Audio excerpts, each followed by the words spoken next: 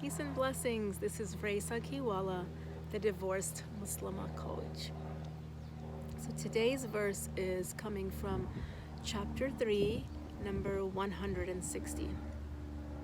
If Allah helps you, there is no one to overcome you. And if He abandons you, then who is there to help you after that? In Allah, the believers should place their trust. And I love this verse. I love the fact that Allah subhanahu wa ta'ala is telling us clearly and plainly, look, everything revolves around me. The the planets, the earth that you live on, the sun, the moon, everything, it's under my control, right? And that there is no one else. And why this was so impactful for me to really get to really understand was because most of my life I lived thinking which contact or which person could help me, who has the clout, who has the contacts, who has the exposure, who, you know that saying is like, it's who you know, right? So that's like, it's not about who you know in terms of a person, but who are you connected to? Is it Allah? So are you here, are you relying on Allah? Are you relying on your contacts, people of influence, people of power?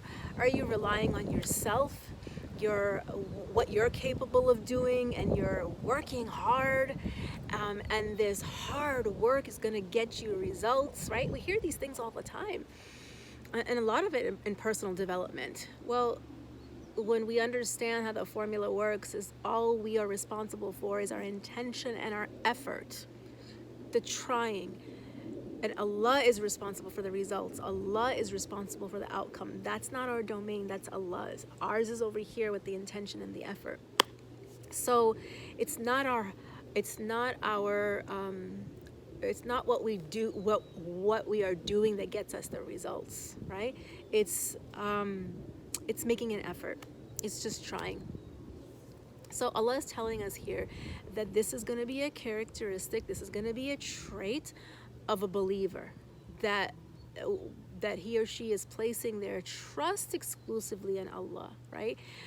Reliance on God, it's also known as tawakkul. And so how many times do these thoughts cross our mind when we are in a bind, when we're trying to navigate a challenge or a test? We think, oh, who can I call?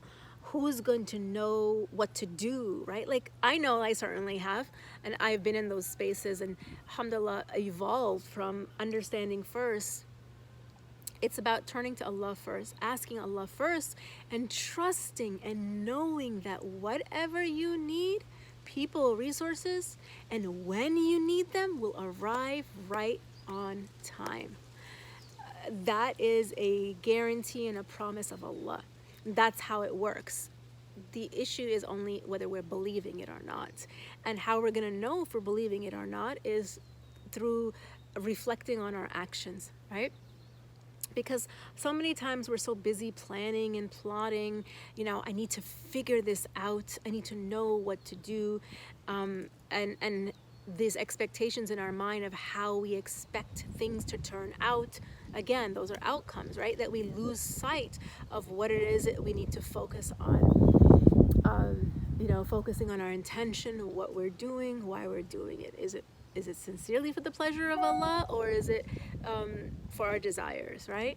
Is it that we're for pleasing someone else, perhaps, right? And also, is the effort that we're making, right? How do we know what to do? Because whether, we want to make decisions and do what we need to from the space of clarity, from the space of wisdom, not from not from our feelings or our desires, right? What we think we should do.